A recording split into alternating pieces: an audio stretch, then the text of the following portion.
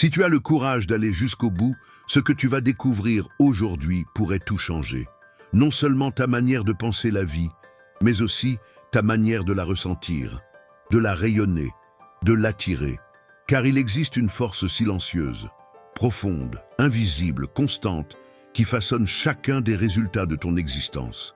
Et elle ne vient pas de l'extérieur, elle naît en toi. On appelle cela le magnétisme personnel. Mais ne te méprends pas, il ne s'agit pas de développement personnel bon marché, ni de techniques de pensée positive, ni de manuels de séduction. Le magnétisme personnel est un champ énergétique, une vibration consciente ou inconsciente que tu émets à chaque geste, chaque pensée, chaque respiration, et qui, tel un aimant, attire à toi tout ce qui vibre à l'unisson avec elle. Peut-être que personne ne te l'a jamais dit.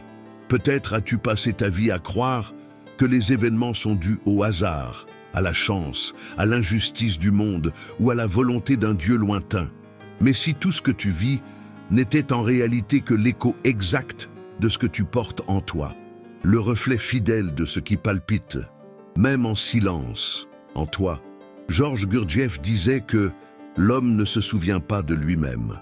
Et c'est précisément pour cela qu'il continue à être ballotté par la vie, telle une marionnette aveugle, prisonnière des fils invisibles de son propre oubli, car sans mémoire intérieure, sans présence, sans conscience de soi, l'être humain devient simplement une réaction.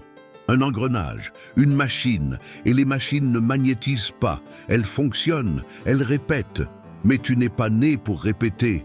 En toi, il existe une puissance oubliée, un centre magnétique qui vibre depuis le commencement et qui a façonné tout ce qui est venu jusqu'à toi, tes relations, tes pertes, tes victoires, tes échecs, ton corps, ta santé, ton manque, ton abondance.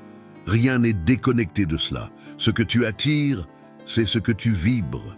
Et le plus dangereux, c'est que tu le fais en permanence, même sans t'en rendre compte, car le magnétisme n'est pas un choix, c'est un état. Tu ne décides pas d'attirer, tu attires en continu. La seule décision réelle, c'est avec quelle énergie veux-tu magnétiser ta réalité? Imagine un instant que tu es une radio, un émetteur, et que ta station est allumée 24 heures sur 24, diffusant une fréquence constante. Cette fréquence ne dépend pas de ta voix, elle dépend de ton essence. Elle naît de ce que tu ressens profondément, même si tu ne l'as jamais formulé à voix haute. Tu peux parler d'abondance, mais vibrer la peur. Tu peux prier pour l'amour, mais émaner le rejet. Tu peux rêver de succès, mais transpirer l'insécurité.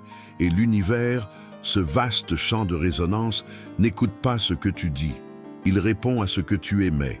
Émaner est le verbe le plus oublié de la modernité.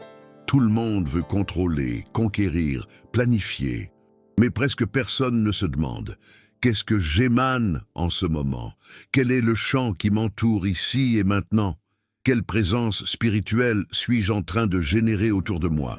Quand tu entres dans une pièce et que tu sens que l'ambiance est lourde, c'est ça, le chant. Quand tu approches de quelqu'un et que tu ressens une paix ou au contraire une envie inexpliquée de fuir, c'est encore ça, le chant, la vibration, le magnétisme, la présence. Et toi, quel est le chant que tu génères quand tu entres quelque part? Peut-être ne t'es-tu jamais posé cette question, mais pose-la toi maintenant. Quand tu arrives, est-ce que tu élèves ou alourdis? Est-ce que tu dilates ou contractes? Est-ce que tu éveilles ou endors? Gurdjieff parlait du choc conscient, ce moment précis où, par une secousse, l'homme se réveille brièvement de son sommeil mécanique et réalise qu'il est vivant, qu'il peut être, qu'il peut changer. Cette vidéo est peut-être ton choc, ce texte peut être ton miroir. As-tu déjà attiré des personnes toxiques, des situations répétitives, des douleurs familiales, des défaites similaires? T'es-tu déjà surpris à dire « ça m'arrive toujours à moi » ? Crois-tu qu'un genre de malchance te poursuit? Et si ce n'était pas de la malchance? Et si c'était du magnétisme? Et si tu étais réglé sur une station émotionnelle qui diffuse, chaque jour, la peur, la culpabilité, le rejet, le sentiment d'insuffisance, l'autosabotage? Et si la vie, d'une précision chirurgicale, répondait à cela? car la réalité est un miroir quantique. Elle reflète exactement ce que tu vibres. Si tu ne changes pas de fréquence, le miroir reste le même. As-tu déjà observé ton schéma énergétique quotidien? La manière dont tu te réveilles, les pensées qui t'envahissent dès le matin, les émotions qui t'accompagnent tout au long de la journée? As-tu remarqué combien de fois ton énergie chute sans même que tu t'en rendes compte? Chaque chute vibratoire est un message que tu envoies au monde. Et chaque réponse du monde est une leçon, parfois dure, mais toujours juste. Et c'est là que la conscience intervient. Tu n'as plus besoin de vibrer en pilote automatique. Tu n'as plus besoin d'être victime du champ que tu as construit inconsciemment. Tu n'as plus à dire « c'est comme ça » ou « ça a toujours été difficile pour moi ». C'est un mensonge que l'ego raconte pour justifier sa capitulation. Mais tu n'es pas né pour te résigner, tu es né pour te souvenir de toi-même, de ta puissance, de ta capacité créatrice, de ta force magnétique. Et ce souvenir n'est pas une pensée, c'est un état, une vibration, un glissement subtil mais radical dans ton centre de gravité intérieur. Si le monde est un miroir, que reflètes-tu dedans? Fais une pause, ressens ton corps, observe ton humeur, écoute ce qui bat en toi, maintenant. Inspire profondément et demande-toi avec honnêteté, qu'est-ce que j'attire le plus souvent dans ma vie? Puis demande-toi, qu'est-ce que cela révèle sur moi? Si les réponses font mal, ne fuis pas. La douleur est une porte. Gurdjieff disait que la souffrance, acceptée consciemment, devient le carburant du réveil. Tu peux transformer cette douleur en élan, tu peux changer ce champ, tu peux reconfigurer ta fréquence. Si tu acceptes d'arrêter de blâmer l'extérieur et que tu commences à observer l'intérieur, rien ne changera autour de toi, tant que quelque chose n'aura pas changé en toi. Et le plus beau, c'est que ce n'est ni mystique, ni lointain. C'est de l'énergie personnelle, du magnétisme. Et cette force est déjà là en cet instant, tournant autour de toi comme un champ invisible qui influence tout. Les gens, les décisions, les chemins, les résultats. Tu n'as pas besoin d'apprendre à magnétiser, tu magnétises déjà. La vraie question est, qu'est-ce que tu magnétises? Et plus encore, pourquoi? Es-tu prêt à découvrir la réponse? Car elle peut déranger. Mais c'est de ce dérangement que naît la liberté. Et quand tu seras capable de regarder en face ce qui vibre en toi, alors seulement tu pourras choisir. Et enfin devenir ce que Gurdjieff appelait l'homme réel, celui qui se souvient de lui-même, qui ne vit pas dans la réaction, qui ne dérive pas au gré des marées, mais qui vibre en conscience et magnétise avec présence. Veux-tu continuer à attirer toujours la même chose, ou es-tu prêt à changer ton champ et à tout changer? On se retrouve dans la prochaine partie, et elle ne t'épargnera pas. Vous êtes-vous déjà demandé pourquoi certaines personnes semblent porter un poids invisible chaque jour, alors que d'autres avancent avec légèreté, même face à des épreuves tout aussi dures? Pourquoi certains entrent dans un lieu et tout se referme, alors que d'autres arrivent et tout semble aussitôt s'épanouir autour d'eux? La différence ne réside ni dans les vêtements qu'ils portent, ni dans l'argent qu'ils ont, ni dans les mots qu'ils utilisent. La différence est dans ce qu'on ne voit pas, dans le champ, dans ce qu'ils vibrent et attirent. Peut-être que vous êtes fatigué, pas seulement du travail, des obligations, des factures, mais de porter un vide intérieur qui ne s'en va pas. Peut-être que vous avez déjà essayé de changer de ville, de partenaire, de carrière. Peut-être que vous avez suivi des formations, lu des livres, consulté des spécialistes. Mais au fond, tout reste plus ou moins pareil. Vous vous réveillez et vous sentez qu'il manque quelque chose, ou qu'il y a un trop-plein d'angoisse. Et quand vous essayez d'en parler, même vous ne trouvez pas les mots justes. Parce que c'est un malaise qui ne crie pas, mais qui est toujours là. Une sensation que le temps est passé et que la vraie vie n'est jamais arrivée. Si cela résonne en vous, écoutez bien, vous n'êtes pas en échec. Vous êtes simplement en train de vibrer hors de votre axe. Il y a un désalignement entre ce que vous désirez consciemment et ce que vous émettez inconsciemment. Et tant que ce décalage persistera, rien ne s'ajustera. Car aussi vite que vous courez, aussi fort que vous luttez, aussi dur que vous travaillez, Votre réalité répond toujours à votre état vibratoire et non à vos efforts. C'est dur à admettre, mais c'est libérateur. Prenons un exemple simple. Imaginez une femme, appelons-la Claire, âgée de 48 ans, qui a perdu son emploi pendant les secousses économiques de l'an 2024. Claire a toujours été responsable, travailleuse, discrète. Elle n'aimait pas se mettre en avant. Elle faisait partie de ceux qui ne manquent jamais, ne se plaignent pas, mais ne savent pas non plus se vendre. Lorsqu'elle a été licenciée, son monde s'est effondré. Elle s'est mise à croire qu'elle n'était plus utile, qu'elle était trop vieille, que le marché ne voulait plus de quelqu'un comme elle. Même en essayant de retrouver du travail, chaque CV envoyé était une épreuve. Chaque entretien, une torture. Elle souriait, mais à l'intérieur, elle criait « S'il vous plaît, acceptez-moi, j'en ai besoin ». Et qu'a-t-elle reçu en retour? Du silence, des refus, des portes closes. Maintenant, posez-vous la question. Est-ce que c'est le monde qui a rejeté Claire? Ou est-ce que Claire, en vibrant le rejet, a simplement attiré davantage de ce rejet qu'elle portait déjà en elle? C'est là le point crucial. L'énergie du manque attire le manque. L'énergie de l'urgence attire la pression. L'énergie de la peur attire les menaces. Non pas parce que le monde est cruel, mais parce qu'il est précis. De l'autre côté, j'ai connu Robert, âgé de 61 ans, séparé depuis 3 ans, traversant le deuil silencieux d'une vie partagée. Au lieu de se fermer, il a décidé d'explorer sa douleur. Il a médité, étudié la philosophie, écouté son corps, suivi une thérapie. Mais surtout, il a commencé à observer ce que sa présence provoquait dans le monde. Il a découvert que son énergie, lorsqu'elle est paisible, faisait du bien aux autres, que son silence n'était pas vide, mais présence, que son histoire, autrefois perçue comme un échec, était désormais un pont. Et sans chercher à convaincre qui que ce soit, il s'est mis à être invité à parler, à conseiller, à enseigner. Robert n'a pas cherché le succès, mais il s'est mis à vibrer la vérité, et la vérité attire. C'est pour cela que Gurdjieff insistait autant sur le travail sur soi. Parce que tant que vous ne reconstruisez pas votre vibration, vous continuerez à vivre les mêmes résultats, même dans des contextes différents. Les visages changent, les lieux, les décors, mais tout reste pareil, parce que vous restez pareil. Avez-vous remarqué comme certains schémas se répètent dans votre vie? Peut-être que vous attirez toujours des partenaires qui ne vous respectent pas, ou des emplois qui vous épuisent, ou des amitiés qui vous vident. Peut-être que vous revivez sans cesse la même frustration, avec d'autres prénoms. Ce n'est pas un hasard, c'est un chant. Et voici une vérité que peu veulent regarder en face. Tant que vous vibrez le manque, vous attirerez des expériences qui renforcent ce manque. Tant que vous vibrez l'abandon, vous attirerez encore de l'abandon.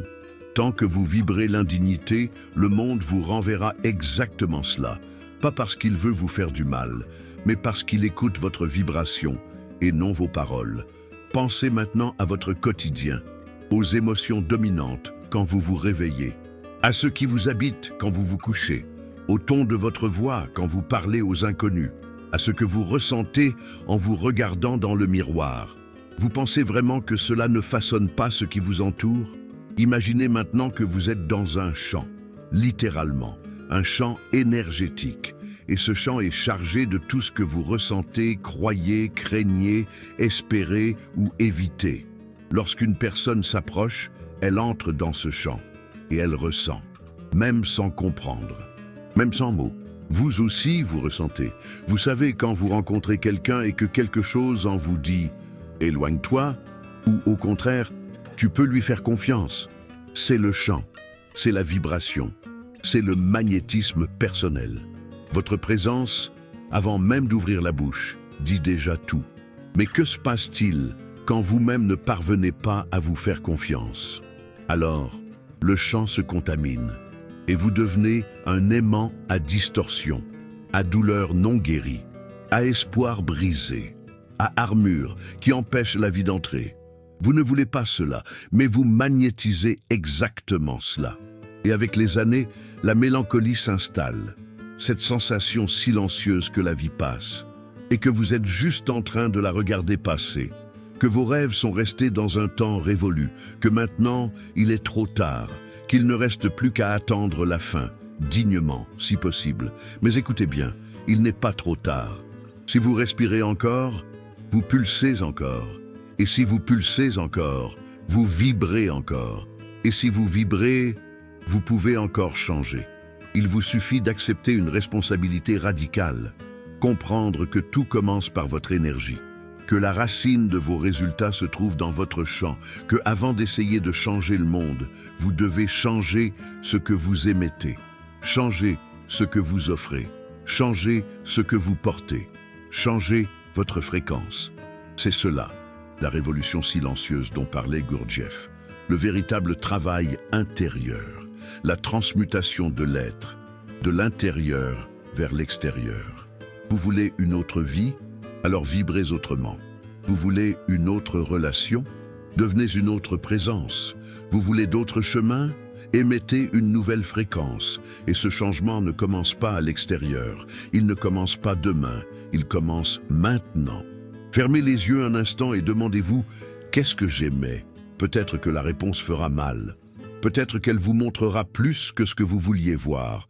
Mais si vous avez le courage d'écouter, sans fuir, sans vous justifier, alors vous aurez déjà fait le premier pas, et tout changera après cela. Avez-vous déjà eu l'impression de jouer un rôle que vous n'avez pas choisi, comme si vous viviez à l'intérieur d'un scénario écrit par d'autres mains, des mains invisibles, peut-être héritées, peut-être culturelles, peut-être familiales, et qui aujourd'hui dirigent vos gestes, vos peurs, vos décisions. Peut-être que vous vivez cela en ce moment même, sans même vous en rendre compte.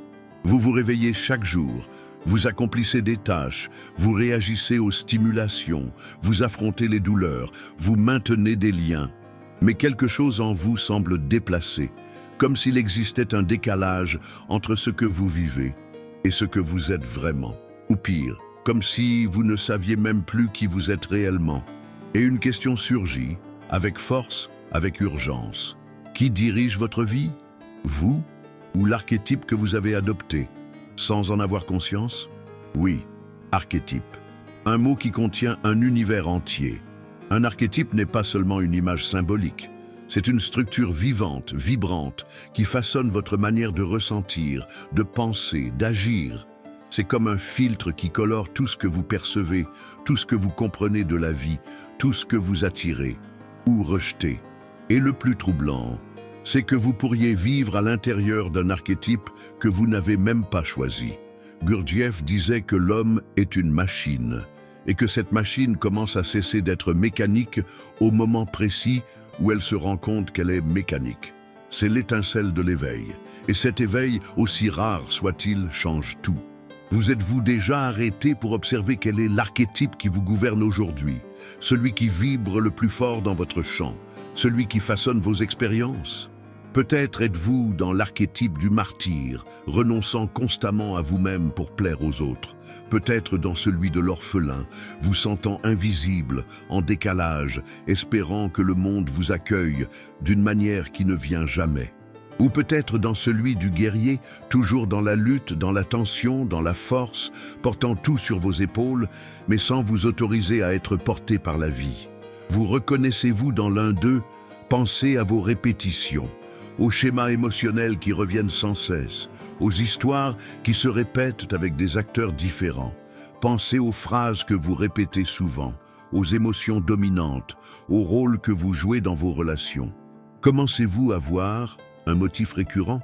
Ce motif a un nom, c'est un archétype. Mais voici la révélation. L'archétype n'est pas un ennemi, c'est un miroir. Il ne fait que refléter quelque chose en vous qui n'a pas encore été vu en profondeur. Ce n'est pas un destin, c'est une expression. Il n'est pas là pour vous emprisonner, il est là pour vous enseigner. La vraie question n'est pas « quel archétype suis-je en train de vivre ?», mais plutôt « est-ce que je vis cet archétype dans sa lumière ou dans son ombre ?» Et cette distinction change absolument tout. Par exemple, vivre l'archétype de la mère ne signifie pas seulement avoir des enfants. C'est vivre l'énergie de la nourriture, de l'accueil, du soin. Mais dans l'ombre, cette même énergie devient contrôle, manipulation, dépendance. Vous connaissez quelqu'un comme ça? Ou peut-être vous y reconnaissez-vous parfois? La vérité, c'est que chaque archétype a deux faces. Et la plupart d'entre nous, par ignorance ou par automatisme, manifestent plus l'ombre que la lumière. Vous êtes-vous déjà vu prendre soin de tout le monde en vous oubliant vous-même? Vous êtes-vous surpris à vouloir tout contrôler autour de vous pour ne pas vous effondrer à l'intérieur? Avez-vous remarqué que, même en faisant tout bien, les gens ne vous valorisent pas comme vous l'espériez? Ce n'est pas votre faute, mais c'est votre responsabilité, parce que maintenant vous savez, c'est votre champ vibratoire qui alimente l'archétype, et ce champ peut être transformé. Combien de fois avez-vous senti que vous reviviez l'enfance, dans les douleurs, les blessures, les manques, alors que vous êtes adulte? Ce n'est pas une régression aléatoire. C'est l'archétype de l'orphelin qui crie en vous, qui demande de l'accueil, qui demande de la lumière. Mais, et si, pour la première fois, vous pouviez choisir consciemment l'archétype que vous souhaitez incarner? Et si vous décidiez maintenant de vibrer l'énergie du guérisseur, pas seulement pour les autres, mais pour vous-même, ou celle du sage, qui observe sans se précipiter, qui plonge dans ses propres questions avant de chercher des réponses toutes faites? Ou encore celle du mage, qui sait que tout est énergie, que tout est conscience, et que donc tout peut être transmuté? Et si, au lieu de répéter les rôles hérités, vous pouviez créer le vôtre? Partagez avec moi, quel archétype sentez-vous que vous avez incarné ces dernières années? Et surtout, lequel désirez-vous vivre à partir de maintenant? Ces questions ne sont pas simples, mais elles sont essentielles, car tant que vous ne nommez pas le champ qui vous gouverne, vous serez gouverné par lui. Gurdjieff enseignait que le véritable travail intérieur commence par l'auto-observation implacable. Observer sans se justifier, observer sans juger, juste voir. Se voir soi-même, comme dans un miroir honnête, voir les schémas, voir les impulsions, voir les jeux que vous jouez sans le savoir. Êtes-vous prêt à vous voir? Êtes-vous prêt à sortir du rôle de victime du destin pour endosser celui de co-créateur de votre propre chemin? Ne restez pas dans l'attente que le monde change. N'attendez pas que les autres changent. N'attendez pas une année de plus de répétition. Changez votre champ. Et tout changera. Dans les commentaires, dites-moi, quel archétype pensez-vous qui gouverne votre vie en ce moment? Et surtout, le vivez-vous dans l'ombre ou dans la lumière? Répondre à cela pourrait être le début d'une nouvelle histoire, pas écrite par les autres, mais par vous, de l'intérieur, avec présence, avec vérité et avec magnétisme. Vous êtes-vous déjà demandé si, peut-être, les moments les plus difficiles de votre vie ne sont pas venus pour vous punir, mais pour vous révéler quelque chose que vous n'étiez pas encore prêt à voir? Et si ce qui vous a le plus blessé était en réalité une invitation déguisée à sortir du mode pilote automatique? La majorité des gens vivent comme s'ils dormaient. Ils font, ils répondent, ils se plaignent, ils se culpabilisent, mais rarement ils s'arrêtent pour poser cette question simple et puissante. Quelle force invisible est en train de me guider en ce moment? Cette question ne cherche pas des coupables à l'extérieur. Elle désigne l'intérieur. Elle montre qu'il y a quelque chose au-delà de la surface, quelque chose de profond, quelque chose qui vibre avant toute chose. Et c'est là que nous entrons dans le territoire de l'ombre. Oui, l'ombre. Cette partie de nous que nous rejetons, que nous cachons, que nous enterrons sous les rôles sociaux et les bonnes manières. Elle est là. Et plus encore, elle dirige bien plus notre vie que nous ne voulons bien l'admettre. Vous voulez un fait qui pourrait vous désarçonner. Selon de nombreuses études de psychologie profonde, plus de 95% de nos décisions quotidiennes sont prises de manière inconsciente. Cela signifie que la majorité de ce que vous faites, vous ne l'avez pas choisi consciemment. Et si vous ne l'avez pas choisi, qui l'a fait à votre place? C'est l'ombre. Gurdjieff disait que l'être humain ordinaire n'agit pas, il réagit. Et il réagit à partir de schémas cristallisés, répétitifs, hypnotiques, à partir de ce qui n'a pas été éclairé, de ce qui est resté coincé dans le passé, de ce qui n'a jamais été intégré. Vous êtes-vous déjà demandé combien de vos douleurs proviennent de votre enfant intérieur qui n'a jamais été entendu? Combien de vos comportements ne sont en réalité que des tentatives pour protéger d'anciennes blessures que vous avez appris à dissimuler? Combien de fois avez-vous attiré des relations qui ne faisaient que refléter cette partie de vous que vous refusez de voir? L'ombre revient toujours, car elle ne cherche pas à vous détruire. Elle cherche à être vue et elle se déguise. Souvent, en vertu. Vous croyez faire preuve de gentillesse, mais au fond, vous cherchez à éviter le rejet. Vous pensez être fort, mais en réalité, vous fuyez la vulnérabilité. Vous vous enorgueillissez de votre indépendance. Mais au fond, vous avez une peur terrible d'avoir besoin de quelqu'un. C'est la face cachée des archétypes. Chaque archétype a un côté lumineux et un côté sombre. Et le côté sombre n'est pas le mal en soi. C'est l'archétype déformé, l'énergie non intégrée. C'est l'excès, le besoin, la rigidité, l'attachement. Par exemple, l'archétype de la mère, dans sa lumière, c'est l'accueil, la nutrition, la compassion. Mais dans son ombre, c'est le contrôle, l'invasion, le chantage émotionnel. Vous êtes-vous déjà senti étouffé par quelqu'un qui disait simplement vouloir aider? Avez-vous déjà été dans une relation où l'amour était mêlé à la culpabilité? Avez-vous déjà eu l'impression que, pour être accepté, vous deviez diminuer qui vous êtes? Ce sont des signes clairs que l'ombre est à l'œuvre, en vous ou chez l'autre. Et plus vous niez votre ombre, plus elle devient puissante. Plus vous essayez d'être positif en permanence, plus elle trouve des failles pour s'infiltrer. Car tout ce que vous réprimez vous domine de l'intérieur. Carl Gustav Jung disait « Ce que vous ne portez pas à la conscience revient sous forme de destin. » Et ce qui dérange profondément, c'est que beaucoup vivent une vie entière sans jamais affronter cette vérité.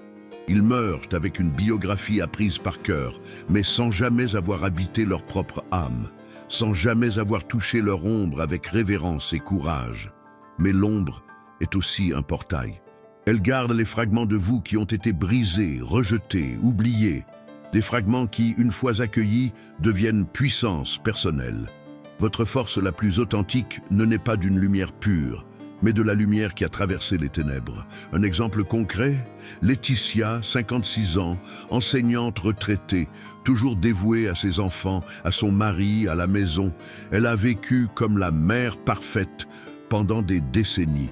Mais à l'intérieur, elle est émue par une peur immense de ne pas être aimée. Elle n'a jamais permis à ses enfants de faire des erreurs, jamais permis à son mari d'explorer d'autres chemins. Elle contrôlait tout, au nom de l'amour. Un jour, les enfants ont grandi et se sont éloignés. Le mari a demandé du temps et Laetitia s'est effondrée. Elle m'a écrit « J'ai tout fait pour eux et maintenant je suis seule ». Mais quand nous avons commencé à travailler sur son énergie, c'est devenu clair. Laetitia ne vivait pas l'archétype de la mère dans la lumière. Elle vivait son ombre, la mère contrôlante, celle qui donne pour retenir, qui offre pour exiger, qui protège pour se sentir indispensable. Et la vie, avec sa sagesse implacable, lui a révélé cela de la seule manière qu'elle pouvait comprendre, en lui retirant les liens qu'elle croyait acquis. Laetitia a pleuré, beaucoup. Mais pour la première fois, elle s'est vue sans masque.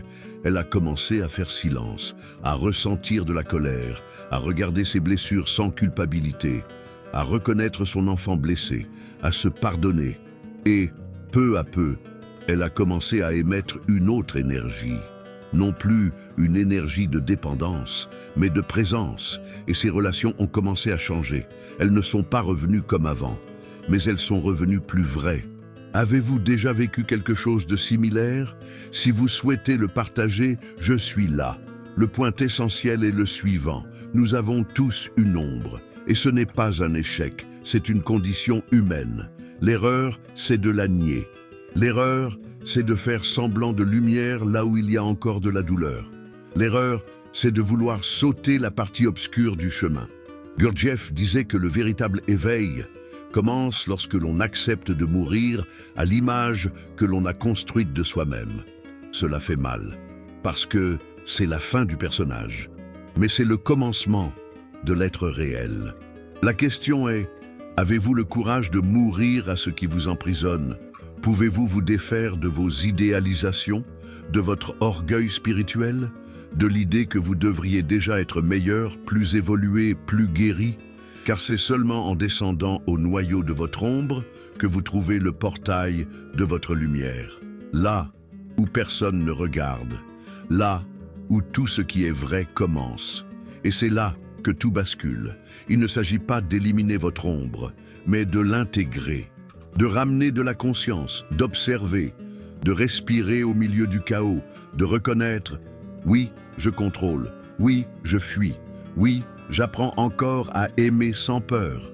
Et alors, quelque chose change, votre vibration change, votre énergie devient plus honnête, plus forte, plus magnétique, car le magnétisme personnel ne naît pas de la perfection, il naît de la cohérence, de vivre aligné avec qui vous êtes réellement, même avec les parties encore en construction. Êtes-vous prêt à intégrer votre ombre, à l'embrasser comme une partie de votre chemin? Ou allez-vous continuer à cacher ce qui, au fond, ne demande qu'à être vu? La réponse n'a pas besoin d'être immédiate, mais elle doit être vôtre, au rythme de votre cœur. Et quand elle viendra, alors peut-être que tout commencera enfin à fleurir. Il arrive un moment dans la vie où l'on ne peut plus fuir. Ni les questions qui reviennent sans cesse, ni les schémas qui se répètent comme les échos d'un passé non résolu. Tu as déjà tenté de t'expliquer. Tu as essayé d'atténuer tes réactions. Tu as cherché des justifications extérieures, des coupables, des circonstances. Mais malgré tous tes efforts, la douleur persiste, l'angoisse continue de battre et la sensation reste la même. Quelque chose est désaligné, quelque chose en toi n'est pas entier. As-tu déjà remarqué que les plus grands conflits de ta vie sont presque toujours des variantes du même scénario? Ils changent de nom, de visage, de décor, mais l'essence demeure. Le manque, le rejet, l'abandon, le besoin de contrôle, le désir d'être accepté, ils reviennent toujours. Et à chaque retour, ils deviennent plus puissants, plus exigeants, plus intimes. Comme si la vie te disait « Tant que tu ne regarderas pas cela en face, je continuerai à te le montrer ». La plupart des gens tentent de fuir ces répétitions. Certains changent de ville, d'autres de partenaire, d'autres encore remplissent leur agenda pour ne pas penser. Mais le champ vibratoire reste le même. L'archétype inconscient continue d'agir. Et la vie, avec sa précision infaillible, ne fait qu'obéir aux ordres que toi-même.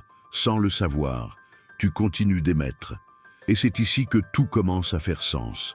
Car l'archétype que tu incarnes est bien plus qu'une idée symbolique.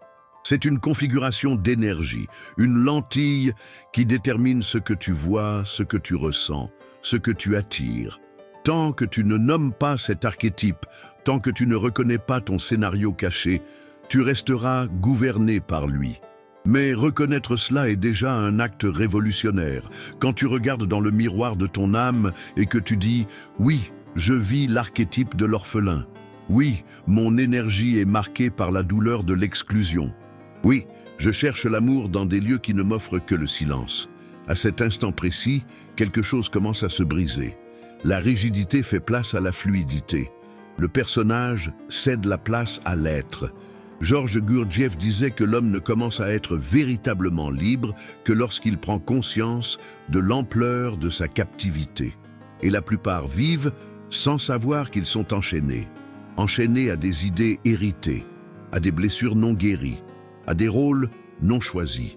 Mais maintenant, peut-être pour la première fois, tu commences à voir.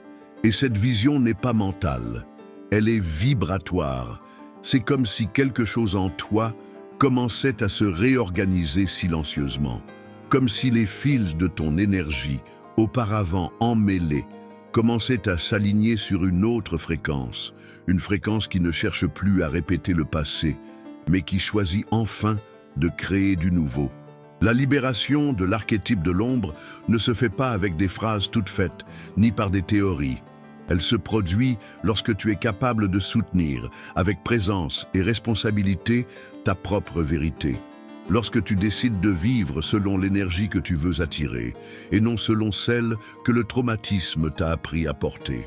Cela demande de la maturité, du courage, de l'honnêteté et du silence, car ce n'est pas le monde qui te donnera la permission de changer. C'est toi qui devras te l'accorder. Personne n'applaudira tes premiers pas. Personne ne te comprendra totalement. Mais en toi, quelque chose de nouveau émergera. L'intégrité énergétique. Et cela, une fois atteint, change tout. Imagine-toi comme un champ magnétique vivant, vibrant, conscient. Ce champ est nourri par tes pensées, tes gestes, tes émotions. Il se forme à partir de ce que tu choisis de penser quand personne ne regarde. Il se façonne dans la manière dont tu te traites lorsque tu fais des erreurs. Il s'accorde avec la qualité du silence que tu cultives quand il n'y a rien à montrer. Et ce champ, jour après jour, construit ta réalité. Tu veux l'abondance. Alors commence à vibrer le mérite, non par des mots, mais par des choix. Tu veux l'amour? Commence à te traiter avec tendresse, sans quémander l'affection de ceux qui ne peuvent pas te la donner. Tu veux l'expansion? Coupe les liens invisibles qui te rattachent encore à l'ancien, au sûr, à ce qui fait mal, mais que tu connais trop bien. Ta nouvelle vie commence au moment précis où ton énergie change, pas avant. La réalité ne répond pas à ce que tu désires, elle répond à ce que tu es. Et ce que tu es, c'est ce que tu vibres. La vibration est la signature de l'être, et cette signature, unique, intransférable, façonne les expériences qui te rejoignent. Tu connais sûrement des personnes qui, sans effort apparent, semblent rayonner d'une lumière intérieure, qui, même dans la douleur, transmettent une paix contagieuse. Elles ne sont pas spéciales, elles n'ont pas été choisies par une force divine. Elles ont simplement aligné leur champ. Elles ont choisi la cohérence, et la cohérence spirituelle est le nouveau magnétisme personnel. La présence est le nouveau pouvoir, la vulnérabilité est la nouvelle force. La conscience est le nouveau chemin. Et tout cela commence maintenant avec toi. Tu n'as plus besoin d'attendre. Le moment idéal ne viendra pas. Le décor parfait n'existe pas. L'autre ne t'offrira jamais ce que tu ne t'es pas décidé à t'offrir à toi-même. Le changement que tu attends commence par une décision silencieuse et définitive. Je choisis de vibrer ce que je souhaite attirer. Et alors, tu commences à œuvrer, jour après jour, un geste après l'autre, avec des échecs, oui, avec des rechutes, bien sûr, mais avec présence, avec intégrité, avec humilité. L'archétype change quand la vibration change. Le champ se réorganise quand tu choisis de ne plus nourrir ce qui t'affaiblit. Et lorsque cela se produit, le monde te renvoie une autre réalité. Et si tu es arrivé jusqu'ici, c'est peut-être parce qu'au fond, quelque chose en toi a déjà décidé. Tu ne sais peut-être pas comment. Tu ressens peut-être encore de la peur, des doutes, mais il y a déjà une part de toi, intime, profonde, lucide, qui ne veut plus vivre comme avant, qui est prête à habiter une autre fréquence. Alors, respire profondément, ferme les yeux et pose-toi cette question. Qu'est-ce que je suis vraiment prêt à laisser derrière moi? La réponse viendra, peut-être dans le silence, peut-être sous forme de larmes, peut-être comme un murmure, mais elle viendra. Et lorsqu'elle viendra, écoute-la, honore-la, fais-lui confiance, car cette réponse est le début de tout. Maintenant, allons ensemble vers l'essentiel. Comment incarner cela dans ta vie quotidienne? Comment faire de la vibration un style de vie? Comment construire avec conscience le champ capable de transformer ta réalité de l'intérieur vers l'extérieur? Car savoir, c'est le premier pas, mais agir, c'est ce qui change vraiment le jeu. Tu es arrivé jusqu'ici. Et cela en soi est déjà un signe. Quelque chose en toi est prêt à changer, pas seulement à comprendre, mais à se transformer. Car la connaissance, aussi profonde soit-elle, ne crée pas de mouvement toute seule. Elle doit trouver un espace en toi, elle doit s'incarner, elle doit devenir action, même infime, même silencieuse. C'est pourquoi cette partie n'est pas une fin, c'est un commencement. Tout ce que nous avons évoqué jusqu'à maintenant, le magnétisme personnel, les archétypes, l'ombre et la lumière, la vibration et le chant, ne prend un vrai sens que lorsqu'il traverse la peau, descend dans le corps, s'enracine dans le cœur et se manifeste dans les choix. Le monde ne change pas parce que tu as entendu quelque chose de beau. Le monde change quand tu commences à vivre autrement. Et vivre autrement commence à l'intérieur. Mais comment faire concrètement? La première étape de ce chemin pratique est simple mais profonde, l'auto-observation sans jugement. Choisis chaque jour au moins un moment pour te taire. Pose ton téléphone. Coupe les voix extérieures. Ferme les yeux et observe. Ressens ton corps. Remarque les pensées qui passent. Demande-toi, qu'est-ce que je vibre en ce moment? Pas besoin de changer quoi que ce soit à ce stade. Observe seulement. Perçois, avec honnêteté, sans masque émotionnel. C'est la première clé. Georges Gurdjieff disait que l'homme ordinaire ne se souvient pas de lui-même parce qu'il vit dispersé, fragmenté, réactif comme une machine. Et c'est pour cela que l'observation est le début de l'éveil. Tu ne peux pas changer ce que tu ne vois même pas. Alors cultive la présence comme une habitude. Commence ta journée avec elle. Termine ta journée avec elle. 1 minute de vraie présence vaut plus qu'1 heure de théorie. La deuxième étape consiste à identifier l'archétype que tu vis aujourd'hui. Replonge dans les histoires de ta vie. Observe les rôles que tu joues souvent dans tes relations. Es-tu toujours celui qui sauve, celui qu'on oublie, celui qui doit plaire pour être aimé, celui qui lutte sans cesse, celui qu'on ne reconnaît jamais, celui qui doit toujours avoir raison? L'archétype se révèle dans tes schémas émotionnels, dans tes répétitions, dans les phrases que tu dis souvent et celles que tu n'oses jamais prononcer. Prends un cahier, note tes expériences les plus marquantes. Douleur, échec, succès, blessure, amour. Puis, relis-les avec du recul. Cherche le fil rouge. Il est là. Donne-lui un nom. Nommer l'archétype, c'est poser une limite à ce qui jusque-là t'a gouverné en silence. La troisième étape est d'accepter ton ombre avec responsabilité. Ne fuis pas ce qui en toi fait encore mal. Ne nie pas ce que tu n'as pas encore su guérir. L'ombre n'est pas ton ennemi, c'est l'enfant blessé qui attend encore d'être vu. Elle veut seulement être aimée par toi. Choisis un seul comportement qui te sabote, juste un.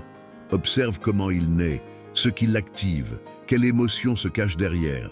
Puis, lorsqu'il se manifeste, arrête-toi, respire, nomme-le, et dis-toi intérieurement, je te vois, mais aujourd'hui, je choisis un autre chemin. C'est ça, la révolution. C'est ça, la maîtrise de soi. C'est ça, l'amour vrai. La quatrième étape est de nourrir chaque jour la lumière de l'archétype que tu souhaites incarner. Si tu veux vibrer l'archétype du guérisseur, commence par te guérir toi-même. Sois doux avec ton corps. Nourris ton esprit de contenu qui élève. Choisis des paroles qui soignent plutôt que des mots qui blessent. Si tu veux incarner l'archétype du sage, cultive le silence, l'écoute, la patience. Lis, remets en question, réfléchis. Ne réagis pas dans l'impulsion. Si tu veux l'archétype du mage, celui qui transforme le réel par sa vibration, alors prends soin de ton champ. Évite les lieux et les personnes qui t'épuisent. Choisis ce que tu écoutes, ce que tu regardes, ce que tu répètes. La lumière de l'archétype ne brille que lorsqu'elle est incarnée. Et pour incarner, il faut pratiquer, être cohérent, être aligné. La cinquième étape est de créer des rituels quotidiens qui soutiennent ta nouvelle fréquence. Tu peux, par exemple, commencer la journée avec une affirmation liée à l'archétype que tu veux vivre. Aujourd'hui, je choisis d'agir avec courage. Aujourd'hui, je décide de prendre soin avec présence. Aujourd'hui, j'accueille ma douleur sans m'y identifier. Aujourd'hui, je vibre comme quelqu'un de déjà entier. Le soir, écris « Qu'est-ce qui a été en cohérence avec l'énergie que j'ai choisie? Qu'est-ce qui a été du bruit ?» Ne t'en sers pas pour te juger. Utilise cela pour affiner. La vibration s'aligne par la constance, pas par la précipitation. La sixième étape, peut-être la plus difficile, est de décider ce que tu refuses désormais de porter. Parmi tout ce qui